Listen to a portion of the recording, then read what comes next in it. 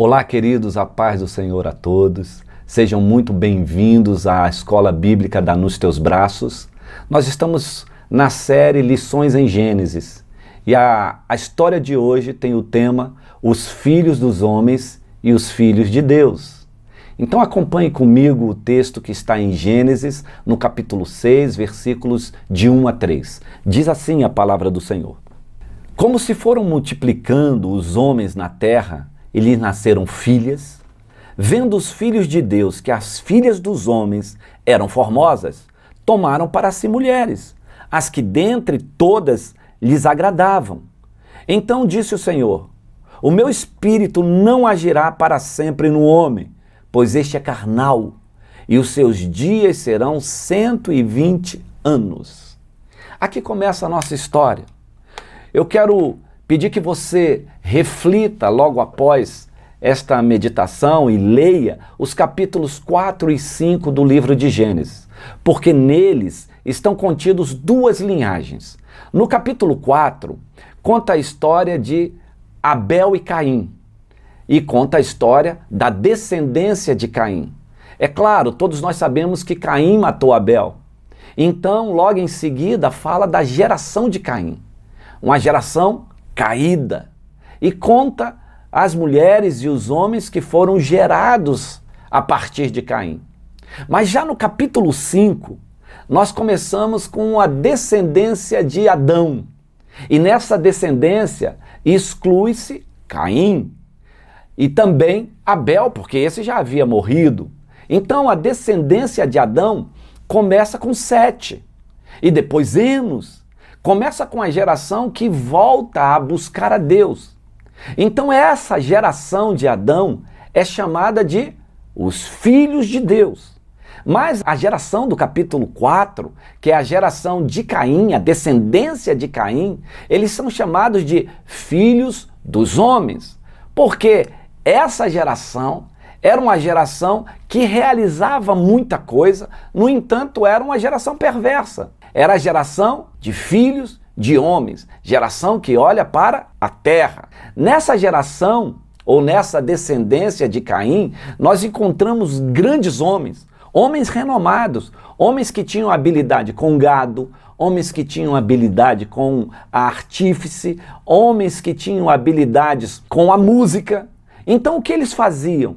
Eles matavam animais, e muitas vezes homens, eram homens renomados, eram homens que sabiam construir, que construíam cidades, que construíam artefatos, coisas brilhantes para aquela época. E eram homens também que trabalhavam com entretenimento, com a música. E a música, ela está em todos os entretenimentos possíveis. Então, como nós vemos aquela geração? Era uma geração que construía cidades, eram gerações que facilitavam a vida das pessoas com criação de objetos, obras de arte, mas era uma geração também muito envolvida com festas, com músicas, com danças, com entretenimento. Era a geração que realizava. Do outro lado, meus queridos, tem a geração de Adão. A geração de Adão, ela é formada por um povo que simplesmente gerava e vivia muito. Então eles geravam, era um povo do campo, um povo de vida simples, um povo que não se misturava, não estava interessado com entretenimentos maiores, não estavam interessados com a modernidade do tempo, eles estavam interessados em cumprir a vontade do Senhor. Eles estavam interessados em fazer aquilo que está em Gênesis capítulo 1, 28, crescer e multiplicar. Então, a geração de Caim é uma geração que foi conhecida como os filhos de Caim, os filhos dos homens, os filhos do diabo, raça de víboras e geração da serpente, a geração de Satanás. Não obstante, queridos, quando João Batista ele vem batizar no deserto, ele chama aqueles que estavam lá em Jerusalém, que estavam chegando só para entender o que estava acontecendo e que não queria mudança de vida. O João Batista os chamava de raça de víboras. E ele dizia: raça de víboras, quem vos induziu a fugir da ira vindoura? Ele estava se reportando a uma geração de Caim, a uma geração dos filhos do diabo. Também Jesus chamou essa geração de filhos do diabo. Vocês são filhos do diabo, porque o diabo, desde o início, foi homicida, assassino, matador, mentiroso, pai da mentira.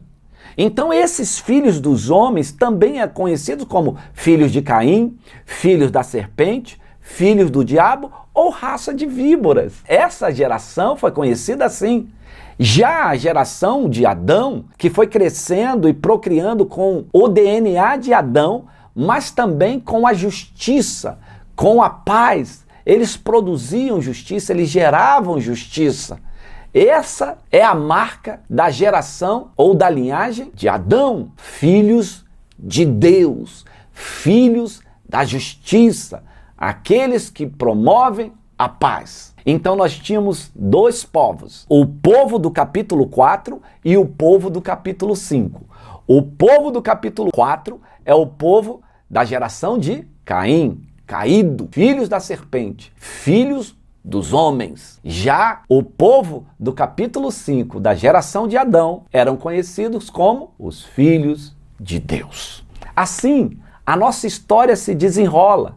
E eu abro um parêntese, porque alguns teólogos tratam esse texto dos filhos de Deus que se misturaram com as filhas dos homens, né? Eles diziam que esses filhos de Deus, essa nomenclatura foi dada a anjos caídos que procuraram as mulheres de Deus. Mas não tem nada disso. Não tem nada disso. Não obstante, após esse texto, vem a história dos gigantes, dos nefelins.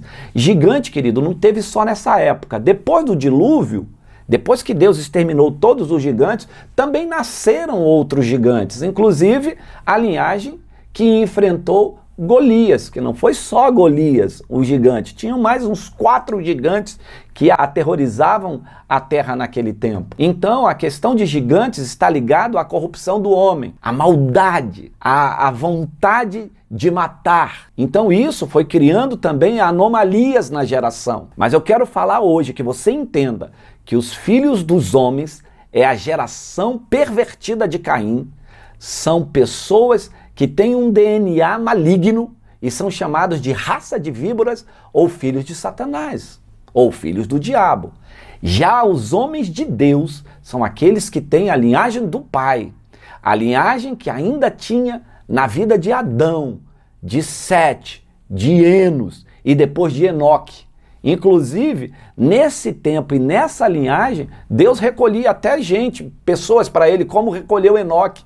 Enoque andava tanto com Deus que um dia estava andando, Deus o arrebatou. Então a nossa história passa por isso. Eu quero dizer a você hoje que a maldade, querido, se multiplica muito rápido. Uma marca da geração de Adão é que eles viviam 600, 700, 900 anos. O que não foi citado na linhagem do capítulo 4 de Caim. Deus não falou que a linhagem de Caim vivia 500, 600, 700 anos. Por isso, há uma inverdade quando pessoas dizem assim, naquele tempo, período antediluviano, todos viviam 500, 600, 700 anos. Não, a Bíblia não fala isso, ela fala que a linhagem, a geração do capítulo 5, a geração de Adão, esses viviam entre 500 a 900 anos. Mas a maldade da geração do capítulo 4 de Caim morria muito rápido, porque eles se matavam. E eu abro um espaço para te contar uma história. A história da maldição sobre Caim e a maldição sobre Lameque. Você sabe que quando Caim matou Abel e entra o homicídio na terra, o Caim disse assim, agora qualquer um que me encontrar vai me matar. E o Senhor falou, não vai não, eu vou fazer uma marca para você e você vai viver essa indignidade. E ninguém vai te matar, porque qualquer que tocar a mão em você vai ser amaldiçoado 7 vezes.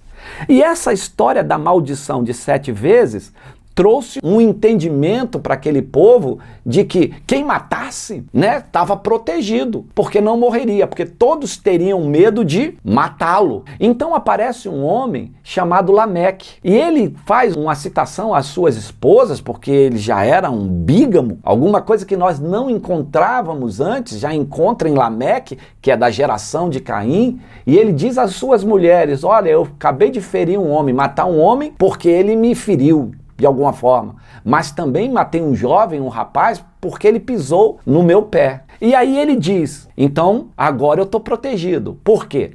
Porque quem me tocar vai ter maldição 70 vezes 7. Então ninguém vai me matar mais. Porque se matou um e as pessoas que tentaram atingi-lo teria maldição 7 vezes, agora porque eu matei 2, quem me tocar tem maldição 70 vezes 7. Isso quer dizer, eu matei, agora as pessoas vão ter medo de tocar em mim, vão ter medo de me matar. Então a descendência era tão maligna, a descendência de Caim, que eles foram chamados de filhos dos homens mesmo. A essência deles era morte. Morte, festa, prostituição, perversão, maldade. Já a linhagem de Sete, de Enos, de Enoque, a linhagem de Adão, era uma linhagem de justiça e de paz. Então, quando o Senhor tenta preservar essa linhagem boa, Satanás, numa velocidade incrível, ele entra na história, porque Satanás sempre entrou na história, porque ele é expert na anomalia moral. Enquanto Deus quer restaurar a moral da sociedade, a nossa moral, Satanás quer destruir. Então o que mais afeta um homem quando cai? A moral, o respeito. Então o que ele fez? Ele seduziu a linhagem de Adão para buscar mulheres das filhas dos homens, para se misturarem. E quando se misturam, o que prevalece? A bondade de quem trouxe a bondade ou a maldade? Queridos, quando você tem uma coisa boa e uma coisa ruim, e você une as duas, o que se sobressai é o ruim. É isso que diz a palavra, ao pouco fermento leveda toda a massa. Se você tem uma massa e uma mosca pousa nela e ali infecta a massa, não adianta você puxar um pedacinho dela, né, tirar um pedaço e aproveitar o resto. Isso é uma mania nossa, uma mania da nossa cultura. Você vai na feira, compra um tomate, o tomate está podre na geladeira uma parte, então você corta a parte e come a parte boa. Na verdade, todo o tomate ele foi infectado, todo tomate está podre, tem coisas ruins. Então um tomate meio podre, ele não é um pouco bom e um pouco podre, ele é todo podre. Não obstante, a nossa cultura corta o pedaço ruim e come o resto, por causa do dinheiro, né, para não gastar, para você aproveitar os elementos. Mas saiba de uma coisa, quando uma coisa ruim se apodera de uma coisa boa, toda coisa boa fica ruim.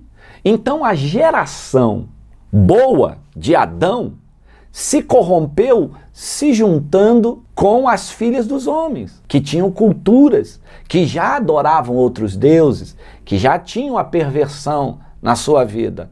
E aí sim, Deus traz uma sentença.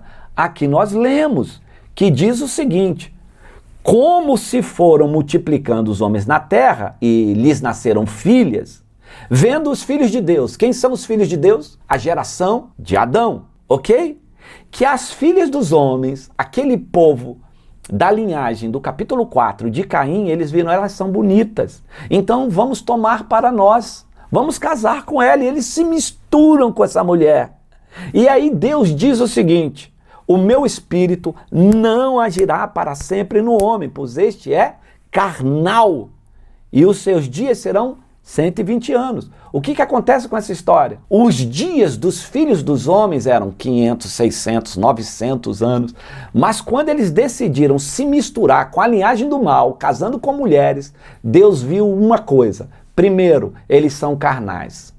Um homem carnal é aquele homem que ele não vê o propósito de Deus em primeiro lugar. Ele não busca a Deus em primeiro lugar, ele busca os seus próprios interesses, a sua própria vontade. No sentido de relacionamento, os filhos de Deus não olharam assim: olha, se a gente se misturar, vai ficar ruim, a linhagem vai ser quebrada, vai entrar perversidade. Não, eles só pensaram numa coisa: são bonitas e nós iremos casar com elas. Então Deus chamou esse povo de carnal. E outra coisa, ao se misturarem, Deus falou: agora não vão viver mais 500 anos. Eles vão viver no máximo 120 anos.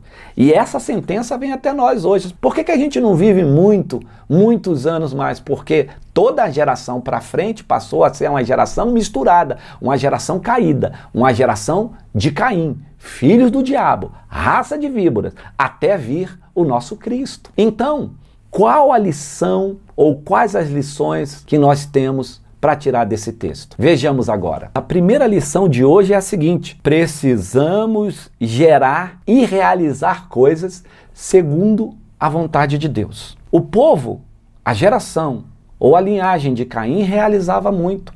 Eu disse a vocês, dentre esse povo tinham criadores de gado, tinham artífices, músicos e pessoas renomadas construíram coisas. Mas eles construíram fora da vontade de Deus. Eu penso que tem muita gente gerando coisas fora da vontade de Deus. A vontade de Deus não é só que a gente crie e gere coisas, nós precisamos fazer coisas que estejam debaixo da vontade de Deus. O meu sentimento é que tem muitos renomados hoje que conhecem a palavra.